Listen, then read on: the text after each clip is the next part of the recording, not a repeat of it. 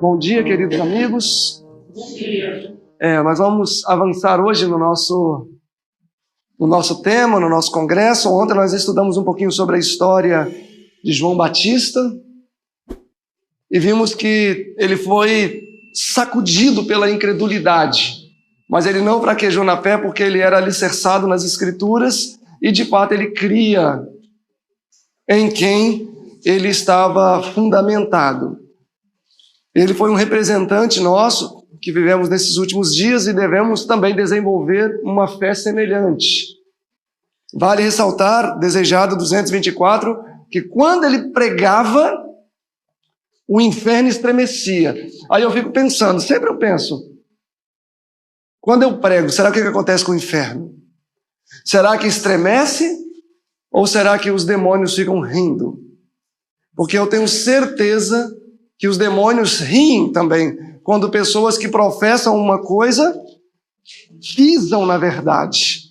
Quando essas pessoas se levantam para pregar, é motivo de gozo e motivo de chacota, com certeza, no inferno. Por isso que, como mensageiro do Senhor, todo aquele que prega, todo aquele que avança num trabalho precisa ter a vida muito pautada na verdade, para que não seja um opróbrio para o céu. Porque, na verdade, quando nós duvidamos da palavra, quando nós, com atitudes, questionamos a palavra ou agimos contrariamente à palavra, o nome de Cristo é exposto. Ontem, vimos que por causa da incredulidade de João Batista, o coração de Cristo foi profundamente ferido. Tão ferido que ele, por um momento, desanimou e falou, se o meu precursor pensa isso, o que eu vou esperar do resto? Um homem que conseguia ver o mundo invisível. Imaginem, um ser humano que consegue ouvir os demônios, de tanta percepção espiritual que ele tinha. O Desejado 102 diz isso, que quando Satanás e os seus anjos se aproximavam, ele escutava e se posicionava para poder enfrentar. A percepção espiritual que João Batista desenvolveu é o tipo de percepção que todos nós também podemos desenvolver. No entanto, precisamos estar dispostos a fazer os mesmos sacrifícios que ele fez. Será impossível desenvolvermos tamanha comunhão com Deus, tamanha percepção espiritual, se nós não nos desligarmos completamente desse mundo. A única preocupação que João Batista tinha era: como poderei eu me preparar para com mais êxito cumprir a minha missão? E tudo aquilo que ele entendia que poderia ser um empecilho, não importa o que fosse, ele rompia. Tudo aquilo que poderia. Ele não trabalhava somente com fatos concretos, ele trabalhava também com hipóteses. Eu creio que o inimigo vai querer me tentar a eu transgredir o sábado. Eu não viajo, para não correr risco do carro estragar na sexta e qualquer coisa assim. Enfim, João Batista, ele levava muito a sério as coisas. E quando algo poderia representar um risco para ele, ele cortava. Eis que o machado está posto à raiz. Ele falava dele próprio também, porque esta era a atitude de João Batista. Ele botava o machado à raiz e cortava. Ele não pleiteava. Ele não pleiteava. Se algo pudesse, de alguma maneira, fragilizar o seu testemunho, ele rompia. E eu acredito que esse tipo de decisão é o que nós precisamos também hoje ter. Daniel 1:8. Daniel decidiu no seu coração. No império mundial, onde ele poderia perder a sua vida, segundo Isaías 39, ele tinha sido castrado, sofrido muitas violências, e mesmo assim, com 15 anos, Cristo Triunfante 172, com 15 anos, ele decidiu se posicionar pela verdade. Com 15 anos. E quando eu olho para os jovens de 15 anos hoje, penso, tomara que o espírito de Daniel se aposse desse jovem. José, com 17 anos, foi vendido, Gênesis 37:1. E Patriarcas e Profetas 212-14 são textos maravilhosos, que diz que José foi colocado dentro de uma carroça com escravos e foi embora. E o texto diz que por um momento ele se entregou à loucura. e ao desespero. Por quê? Porque o mesmo texto e também o capítulo que comenta sobre escravatura no Atos dos Apóstolos diz que a escravatura naqueles dias era algo a se temer muito mais do que uma cruel morte. Era terrível ser um escravo naquela época. Era preferível morrer de maneira cruel do que contemporizar com a sorte de um escravo. E ele sabia disso. E o texto diz que de longe, em certo momento, ele divisou colinas. E ele sabia que ao pé daquelas colinas, no sopé daqueles montes, estava o acampamento do seu pai. E o desespero tomou conta daquele jovem de 17 anos. E enquanto contemplava aquelas montanhas, o texto diz que ele tomou uma decisão: ser fiel ao Deus de seu pai. E o texto diz que a decisão foi tão forte, que o que uma pessoa leva uma vida inteira para amadurecer, ele fez em algumas horas. E isso não é história da carochinha, isso foi fato. Essa decisão foi tão poderosa que em algumas horas ele era, como diz a página 214, de um jovem mimado, frágil, etc., se tornou um homem poderoso, ponderado e senhor de si, em algumas horas. Ponderado, poderoso e senhor de si. E a resolução que ele tomou de se manter fiel neste império pagão foi tão forte que o texto diz que ele chegou a tremer diante da poderosa decisão que ele tomou de ser fiel, ainda que isso custasse a sua vida. José com 17 anos, um símbolo de castidade. Daniel com 15 anos, um símbolo de temperança. 2 pecados que assolam a humanidade hoje. Esses 2 jovens, irmãos, eles não contemporizaram com possibilidades. Daniel sabia que a comida do rei poderia lhe prejudicar. Ah, não, mas eu comi aquele artigo que eu sei que não é lícito porque eu não queria magoar a pessoa. Existe certa verdade nisso. Devemos ser cautelosos e cuidadosos. Mas quando que o comer e não comer vai ser, então, uma prova de fé para o povo de Deus? Se para eu não magoar a senhora que fez a comida, que eu poderia, com todo carinho, com todo jeitinho, com amor, dizer que não vai comer outra coisa, Daniel, com risco de perder a própria vida, porque foi um milagre ele não morrer. Irmãos, quando Nabucodonosor deu da sua mesa, ele não deu o pior que ele tinha, não. O texto diz que ele deu o melhor alimento de Babilônia. Frutas, com certeza, a perder de vista. Tâmaras dos jardins suspensos de Babilônia. Uvas e outros alimentos também, carne, etc., condimentos. Mas ele facilmente poderia ter feito um prato saboroso de uva, um prato saboroso de muita coisa que pode comer. Num restaurante a gente não consegue. Um arroz, um feijão, uma salada. Mas existia algo maior envolvido. O que era maior que estava envolvido? Era oferecido a deuses. Mas Daniel não queria dar nem a aparência de que ele contemporizava com aquele tipo de religião ou adoração. Ele não queria dar nem aparência. Eu não quero dar nem aparência de falta de fé. Com 15 anos, amor. Com 15 anos, uma criança. Os outros 3 jovens, também o mesmo capítulo 1, os jovens da vossa mesma idade, tinham 15 anos também. Era a média de idade que os impérios levavam pessoas. Meus irmãos, essa decisão nós precisamos tomar. A Mateus 24 diz assim: e este evangelho do reino será pregado a todo mundo, então virá o fim. Eclesiastes 7:29 diz, vamos começar o nosso raciocínio desta manhã.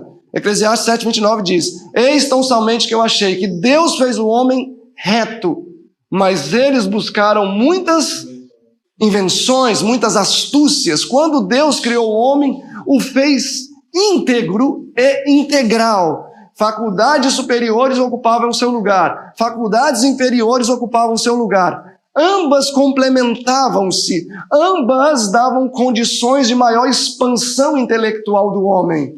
No entanto, quando o homem buscou suas astúcias, Gênesis 2,16, E, portanto, ordenou o Senhor... vamos lá, Gênesis 2,16. 2,16. E ordenou o Senhor Deus ao homem, dizendo: de toda árvore do jardim comerás livremente, mas da árvore do conhecimento do bem e do mal dela não comerás, porque no dia em que dela comerdes, certamente morrerás, ou morrendo morrerás. O homem entraria num processo chamado morte. O homem entraria num processo chamado morte. Gênesis 3:4, e disse a serpente à mulher: olha, certamente não morrerás, porque Deus sabe que no dia em que deste fruto comerdes, abrir-se-ão os vossos olhos e sereis semelhantes a Deus, conhecedores do bem e do mal.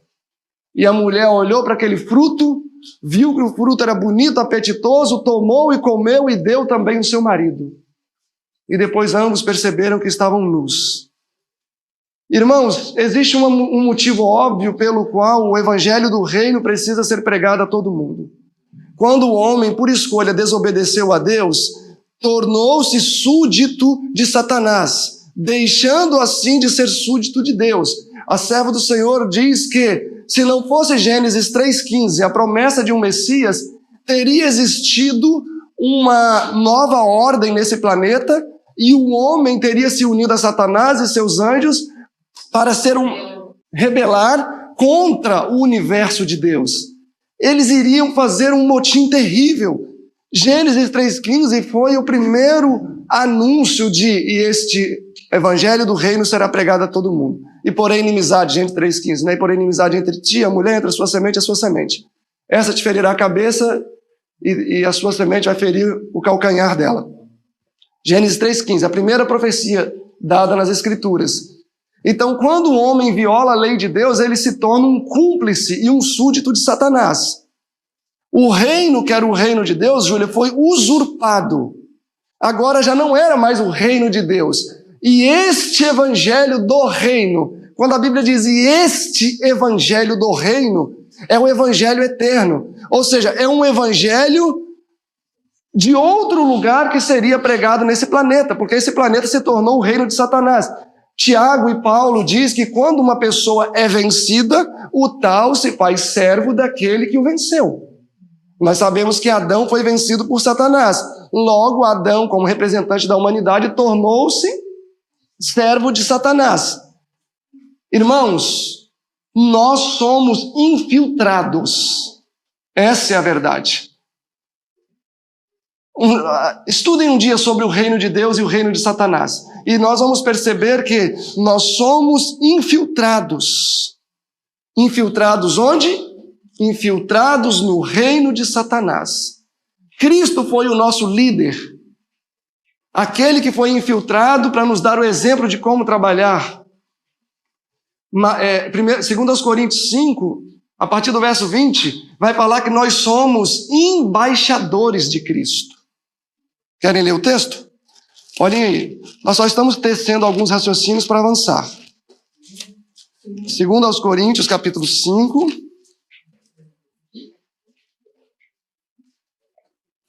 Versículo 19. 2 Coríntios 5, 19. Um voluntário pode ler para mim, verso 19. Aqueles que estavam em Cristo, reconciliando consigo mesmo, não imputando aos homens as suas transgressões, e nos confiou da palavra da reconciliação. Reconciliação. Essa palavra é importante aqui nesse contexto. Nós temos a palavra da reconciliação, não só entre irmãos, mas entre o universo celestial e o homem. De sorte que nos tornamos embaixadores da parte de Cristo, como se Deus por nós rogasse. Rogamo-vos, pois, da parte de Cristo, que vos reconcilieis com Deus. Irmãos, nós nos tornamos embaixadores de Cristo. Qual é o papel de um embaixador? Representar o seu país. E defender as suas leis. Defender as suas leis, defender os seus ideais. Um embaixador, é interessante que ele deixe os seus costumes, deixe as suas leis, deixe a realidade do seu país e absorva do país em que ele está alojado. Deixaria de ser embaixador. Quando a Bíblia diz que nós somos embaixadores de Cristo, nós somos representantes do reino de Deus em outro reino. E nós sabemos que existem somente dois reinos dentro dessa perspectiva: o reino de Deus e o reino de Satanás. Ser embaixador no reino de Satanás não é uma coisa fácil. Não é ser um embaixador na Argentina, Bolívia ou Europa, etc. Simplesmente é ser embaixador no reino de alguém que tem por ordem e prioridade matar e destruir. Vocês acham que como embaixadores não deveríamos estar bem despertos? Irmãos, nós somos infiltrados nesse reino, no reino de Satanás. E nesta missão que temos, nós precisamos representar o reino do reino que o inimigo não quer embaixador. Nós precisamos representar o reino de Cristo. Isso implica em que nós precisamos conhecer bem como são as diretrizes do reino que nós representamos. E quando eu estou no lugar em que eu sou infiltrado, eles vão olhar para mim e falar: esta pessoa não é desse reino. Mas quando as pessoas olham para mim e não conseguem ver a menor diferença, não conseguem notar um detalhe de diferença, logo eu estou sendo não embaixador. Quando uma pessoa nos olha como seguidores da cruz, passa a ser um cidadão naturalizado daquele reino. Nós precisamos ser percebidos pela nossa maneira de vestir. Precisa ser diferente. Precisa ser diferente, meus irmãos. A comida do céu não é a comida da terra. Não esperemos que lá no céu eu vou encontrar a comida da terra, que eu não vou encontrar. Quando Israel estava saindo do Egito, que é uma representação do mundo, indo para Canaã celestial, que é uma representação do céu, qual foi a primeira coisa que Deus mudou em Gênesis 16? Perdão, em Êxodo 16.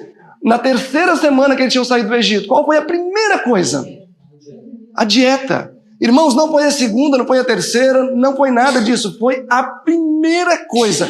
Eles atravessaram o Mar Vermelho, chegaram em Maré, onde as águas ali eram amargas e tudo mais ali.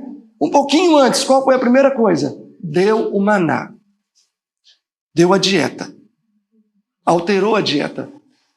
Quando Daniel saiu de Jerusalém, uma representação do céu, tipologicamente falando, e foi para Babilônia, uma representação do reino de Satanás, qual foi a primeira coisa que Satanás alterou? Qual foi a primeira coisa?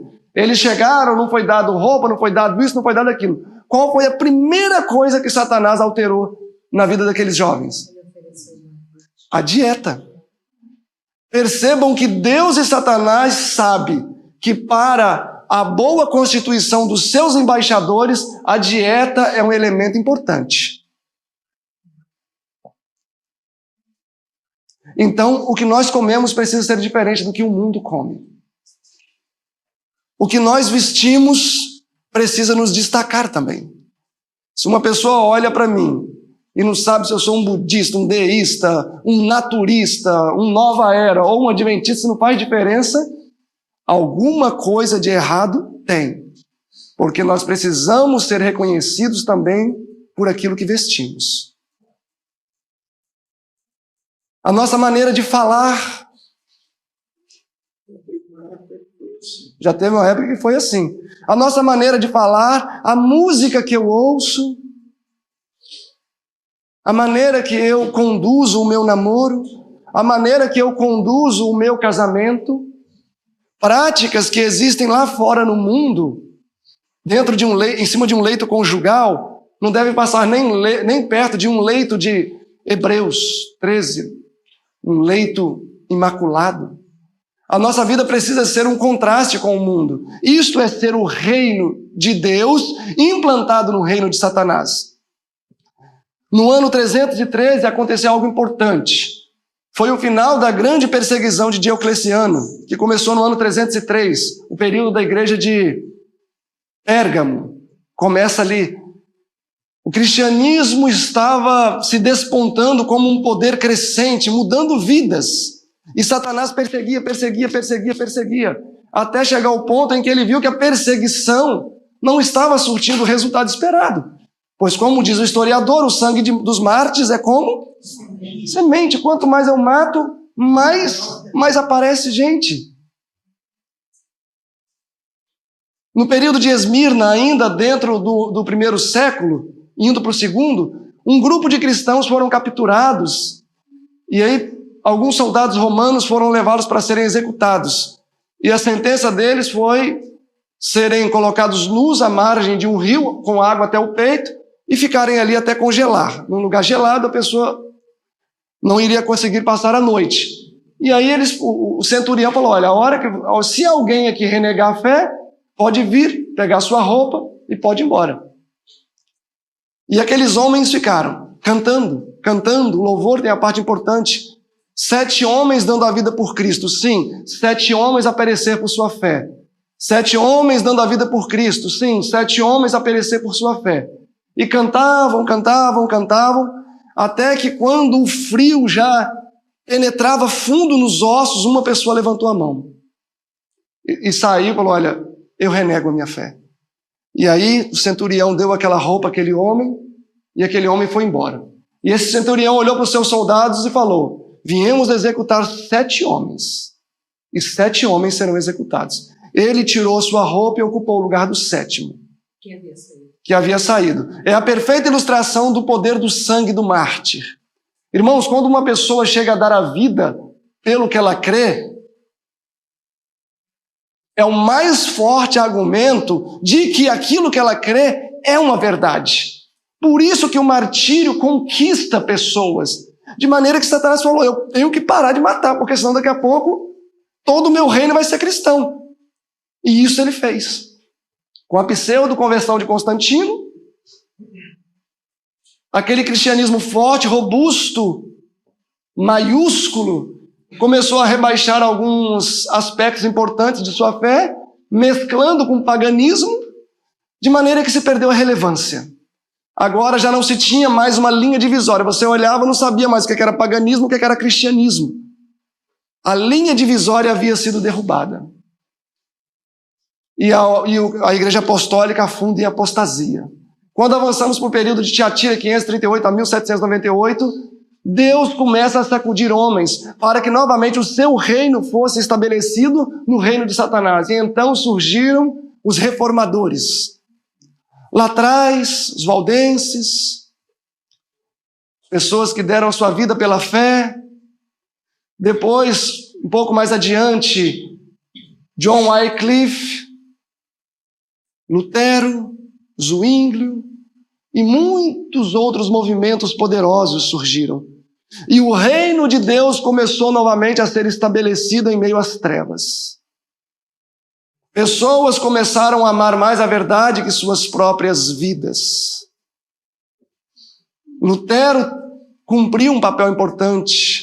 Zwinglio cumpriu um papel importante. Calvino cumpriu um papel importante. Muitos outros cumpriram importantes papéis. No entanto, uma parte importante que eles deixaram a desejar foi entender que o reino de Cristo e o reino de Satanás não deve ter nada em harmonia, nada em comum. E todos esses nomes que eu mencionei não viram a necessidade, por exemplo, de separar igreja e Estado.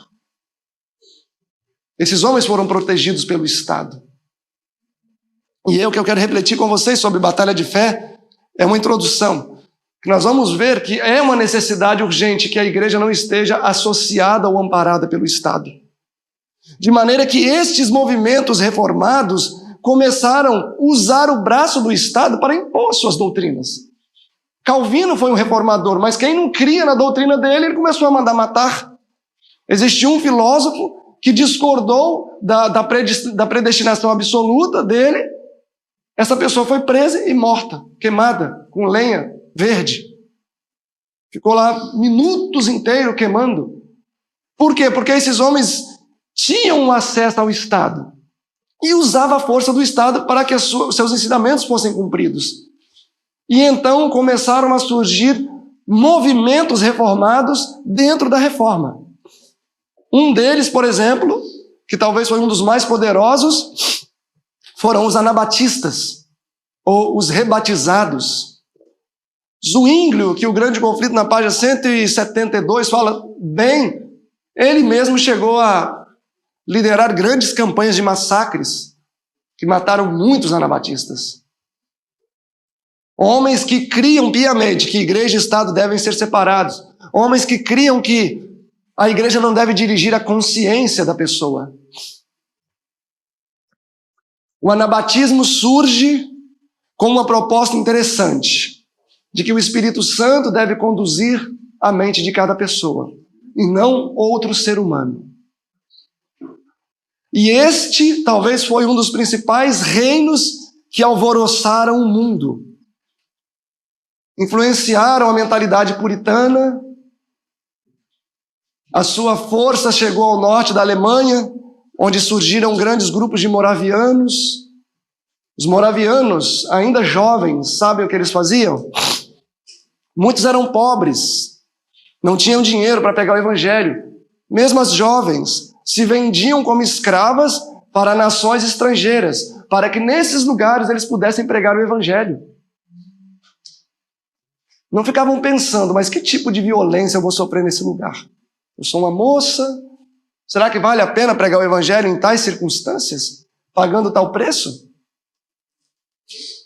Eles não calculavam o custo. Portanto, ide, e ponto. O que vai acontecer? Não sei. Está nas mãos de Deus. E este reino alvoroçou o mundo. O anabatismo, o puritanismo. Para um puritano, não existia. A Bíblia diz assim, mas não existia isso. Se a Bíblia diz assim, assim é, assim será.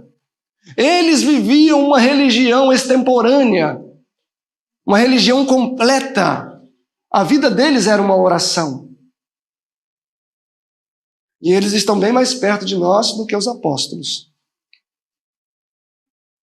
Os peregrinos puritanos, o bisavô de Tiago White estava naquele navio em dezembro de 1620, no Mayflower, o tataravô de Tiago White. Inclusive a fivela que era passada de geração em geração, chegou às mãos do irmão mais velho de Tiago White, que estava naquela embarcação em dezembro de 1620, quando os puritanos saíram da Inglaterra e foram para o Novo Mundo. Irmãos, Deus quer um povo que quer de fato contrastar com esse mundo. Deus quer um povo que vai calcular o custo, mas vai tomar a decisão pelo certo. Avancemos comigo aqui para o livro de Daniel. Irmãos, Daniel 3 é um capítulo importante, porque ele trata de uma escatologia profética relevante para os nossos dias. Daniel 3 é a reinterpretação da palavra de Deus, porque Daniel 2 temos a expressa palavra do Senhor, uma estátua desigual em valores, ouro, prata, bronze, ferro, barro. Aquela era a palavra do Senhor. Quando nós olhamos para a estátua de Daniel 3, o que nós vemos? Uma estátua igual em valor, toda de ouro. A reinterpretação equivocada da palavra de Deus por Nabucodonosor. A história dos hebreus em Babilônia é uma maravilhosa ilustração do que vai acontecer agora nos últimos dias.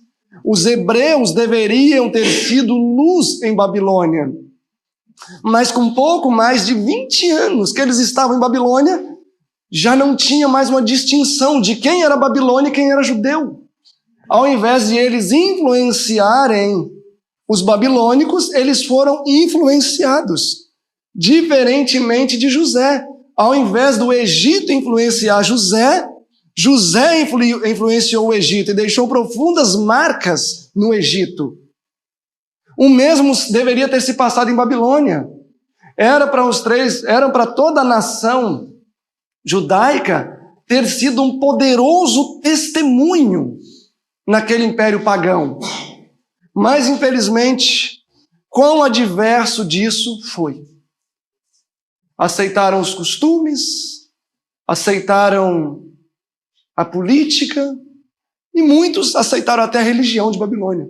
Afinal, tinha mais de 3.000 deuses para tudo que fosse necessário. E somente quantos, irmãos, ali que a Bíblia menciona, que decidiram permanecer fiéis ao Senhor? Eram 4. Somente 4. Somente 4 rapazes. O restante todos se perderam? Claro que não, que muitos voltaram depois para Jerusalém, se consertaram com Deus, mas deixaram de influenciar Babilônia positivamente como poderia.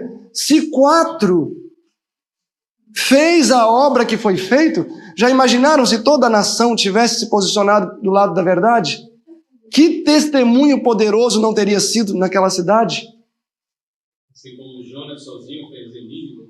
Assim como Jonas sozinho conseguiu pregar para a grande Nínive, de maneira que o texto diz que todos se converteram, até os animais. Todos se converteram, e aquela geração, se não voltaram atrás, foram salvos. Irmãos, o poder de uma pessoa é maravilhoso. Mas imagina se o povo de Deus, lá em Babilônia, tivessem se posicionado pela verdade. Que testemunho não teria sido? A história dos 3 hebreus é uma advertência para nós, porque essa estátua que foi levantada, segundo o livro Manuscript Release, volume 14, na página 91, diz que é uma representação da imposição da observância do domingo, que vai acontecer no futuro. Eventos Finais, página 134, 135, repete a mesma ideia. Que da mesma maneira que foi levantada uma estátua no campo de Dura e foi forçada a consciência das pessoas, sob pena de morte, a reverenciar aquela imagem, haverá um dia em que a consciência das pessoas, da mesma maneira, também será forçada, sob pena de morte. É por isso que nós precisamos ser inflamados pelo espírito da reforma, o espírito dos reformadores, dos puritanos. A nossa vida precisa ser singular, a nossa vida precisa ser diferente, a nossa vida precisa ser um contraste com a vida daqueles que não servem ao nosso Deus. Um contraste, de maneira que as pessoas olhem e digam: esse é diferente, olha a maneira que ele fala, olha a maneira que ele se veste. O texto diz que Daniel era distinto até na maneira de andar. Eu não sei como que ele andava, e com certeza não era de maneira inusitada a chamar a atenção, mas era de uma maneira tão nobre que a pena inspirada registrou isso, que até na maneira de andar ele era diferente. Como ele andava, será? Às vezes eu fico imaginando. Andar elegante. Mas os babilônicos, muitos eram elegantes, deveriam andar também com postura. Mas ele era tão distinto que até na maneira de andar ele era diferente. Ela fala que na sua maneira de falar, ele procurava usar as melhores palavras que melhor transmitiriam o seu pensamento. E às vezes a gente fala ser trocinário. A gente não tem nem paciência de falar mais. Como é que a gente vai ter paciência de ler a Bíblia? Outro dia um irmão perguntou para a esposa, eu até brinquei com ele: fulano, você é trocinário? Eu falei: é o nome de uma pessoa isso, cetrocinário? Ele quis perguntar assim: você trouxe o inário, cetrocinário? Parecia um nome de uma pessoa. Ansiedade até para falar, como é que a gente vai sentar e ficar lendo a Bíblia? Se a gente não tem paciência nem de pronunciar você, estamos... eu já estou aqui. Irmãos, um cristão precisa ser reconhecido em tudo. Só que muitas vezes a gente está tão mergulhado em Babilônia que relevância a gente vai dar ao cetrocinário ou estou aqui? Não vai dar mesmo. E se alguém fala isso, você fala: esse cara é o cúmulo do perfeccionismo. Irmãos, à medida que nos aproximamos do nosso modelo, que é Cristo Jesus, tudo em nós muda. Vocabulário,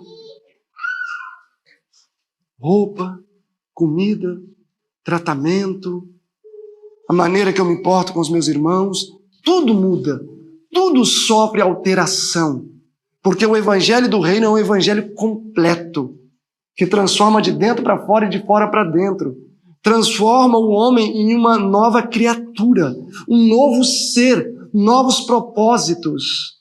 Palavras que eu usava, eu não uso mais. Pensamentos que eu tinha, já não tenho mais. Ideais que eu tinha, já não tenho mais. Foram substituídos.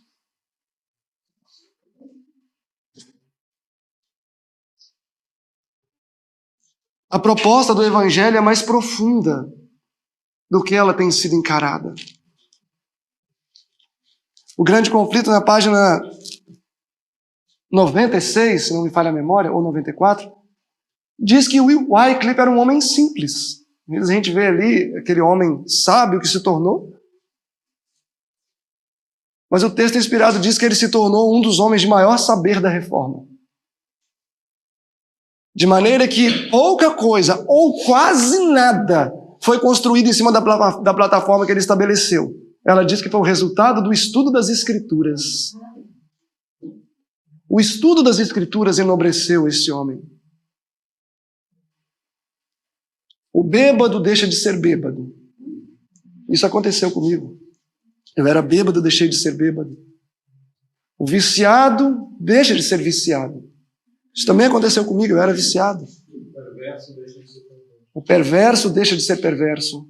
O fofoqueiro deixa de ser fofoqueiro. O avarento deixa de ser avarento.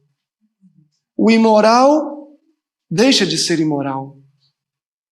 O vulgar deixa de ser vulgar. O orgulhoso se torna humilde. Sabiam que eu era muito orgulhoso num quesito? Entre tantos, eu era forte. Eu não tinha tanto músculo, mas tinha um pouco mais de músculo. Eu pesava 100, 110 quilos. Mas eu tinha uma força absurda. Eu pegava 200, 300 quilos. Eu pegava uma Kombi pela dianteira e ficava brincando assim de malhar com ela, levantando os pneus do chão. E eu era orgulhoso.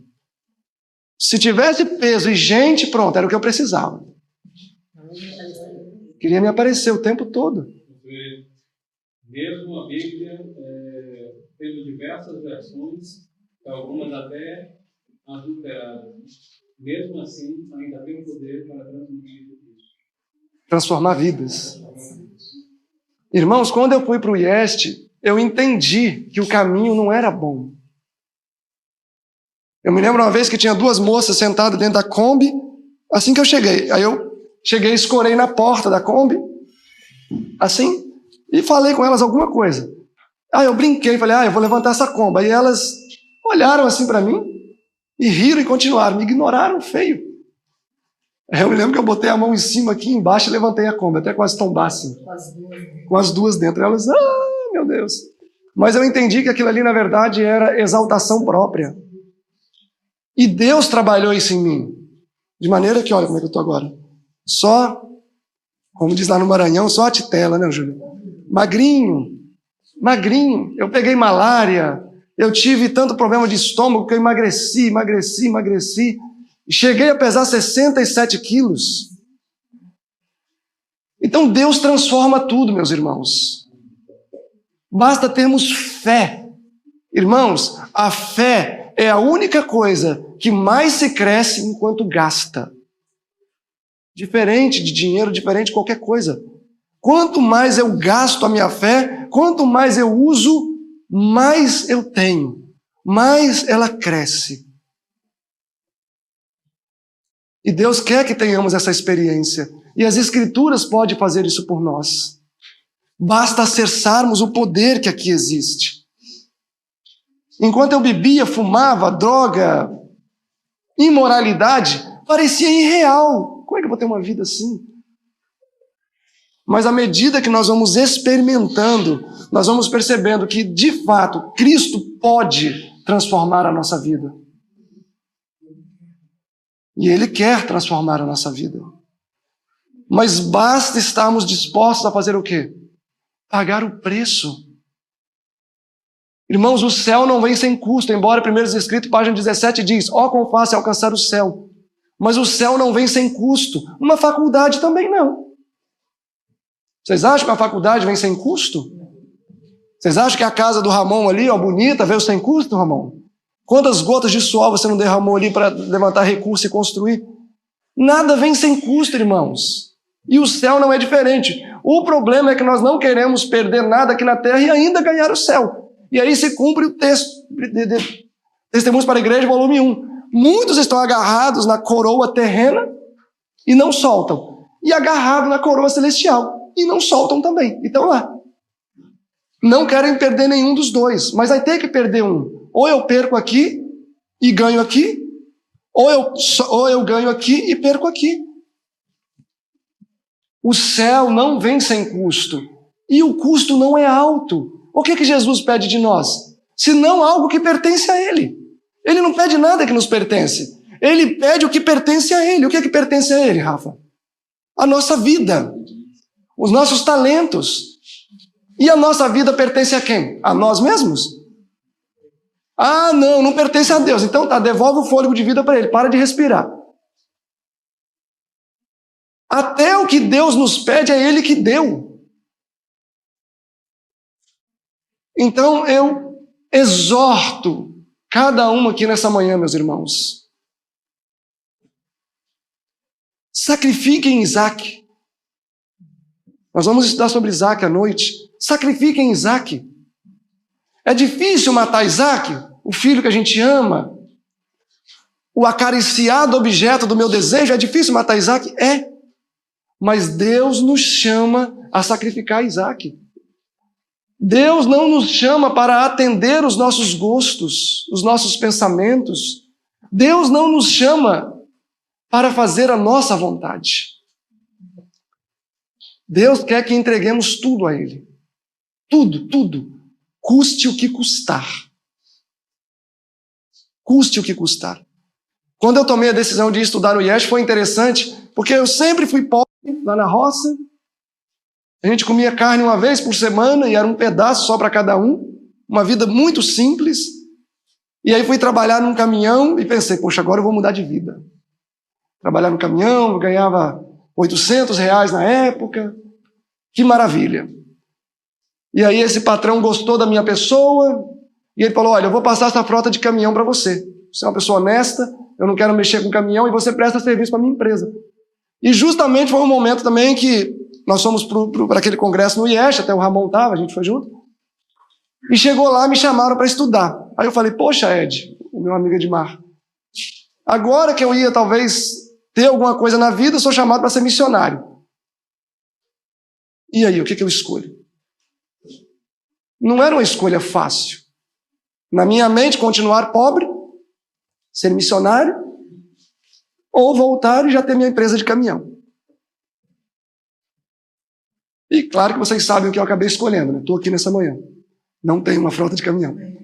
Mas espero ter o reino de Deus no meu coração. Amém. Então, irmãos, vale a pena sacrificar. Nada me faltou até hoje e nada me faltará. O que não pode faltar na nossa vida é o Espírito Santo. Amém. Ele é o penhor da nossa salvação. E se nós estivermos com Ele, tudo poderemos suportar, tudo poderemos enfrentar. E o nosso galardão será certo. Amém. Então não vamos deixar para amanhã decisões, não. Na verdade, não vamos deixar nem para depois do meio-dia. Por que não abrir o nosso coração ao Senhor nesse momento? Por que não permitir que Ele faça morada no nosso coração nesse momento? Quantas coisas têm sido distrações na nossa vida, até coisas teológicas. Ah, não, mas se não for esse ponto assim, você está errado, é assado, e arruma-se uma confusão, inimizades por causa de pontos teológicos. Não fala mais comigo, recado de WhatsApp atravessado um para o outro. E cremos que Deus é glorificado com isso? Por que não abrir de fato nosso coração para Jesus? E permitir que Ele faça morada? Os resultados são imediatos, meus irmãos. Na minha experiência, uma terça-feira, 2h eu estava cheirando cocaína e bebendo cerveja. 30 dias depois eu era um vegetariano estrito. Ou no dia seguinte, nem refrigerante eu estava bebendo mais. No dia seguinte, eu rompi Eu falei, tudo que me conecta ao mundo eu não quero. Eu via Coca-Cola, eu via Fanta Uva, Fanta Laranja lá, e às vezes eu misturava Fanta Laranja com vodka para beber. Eu quis romper com tudo, até com a Fanta Laranja. E rompi no dia seguinte. Cristo entra na nossa vida e faz uma faxina completa. Mas a gente tem que abrir o coraçãozinho. Às vezes a gente tem medo. A gente tem medo porque a gente sabe que quando Cristo entra, sucedem coisas maravilhosas.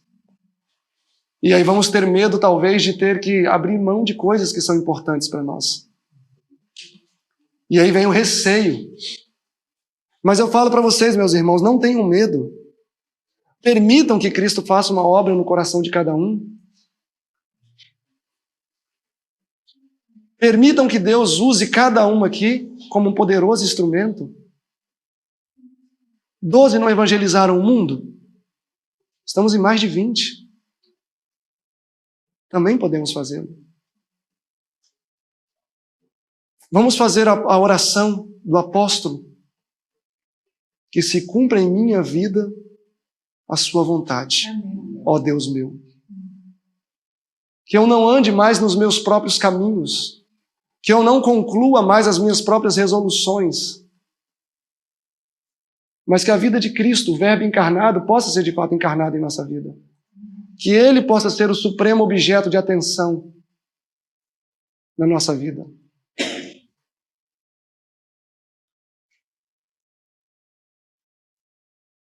Podemos dar essa carta de crédito ao nosso Senhor? Vocês acham que vale a pena? Existe alguma coisa melhor para nós do que Cristo? Se sim, eu estou doido para saber, que eu quero também. Existe? Somos sujos. Somos fedidos. Somos podres. Somos maus. Somos nojentos. Sem Cristo na nossa vida.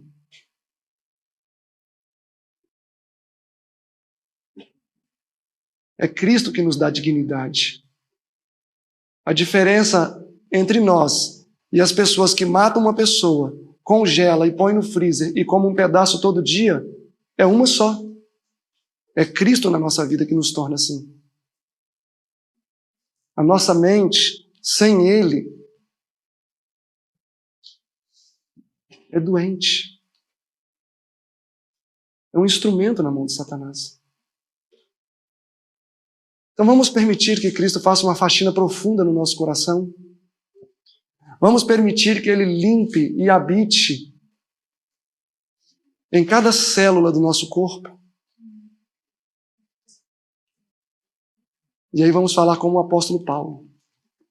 Já não vivo mais eu, mas Cristo vive em mim. E a vida que vivo agora, vivo-a pela fé no Filho de Deus, o qual a si mesmo se entregou para me salvar.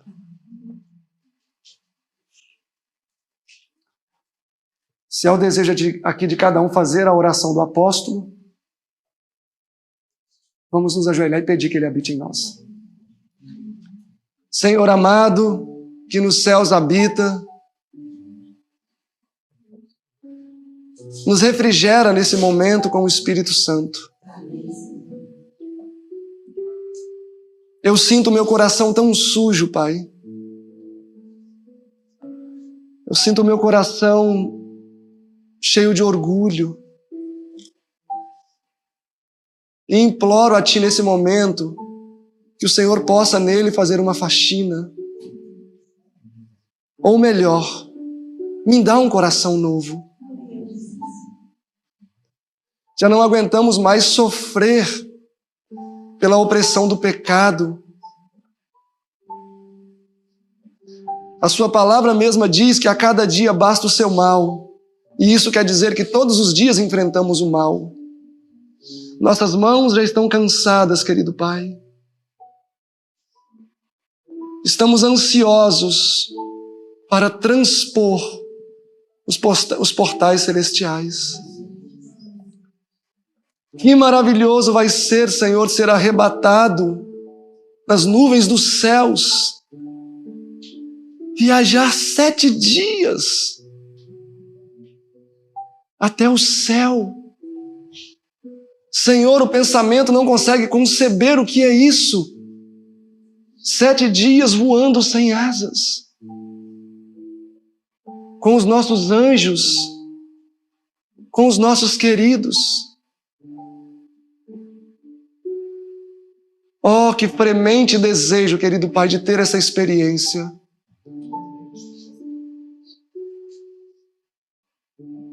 Nos sustente, querido Pai, nos momentos finais da história desse mundo.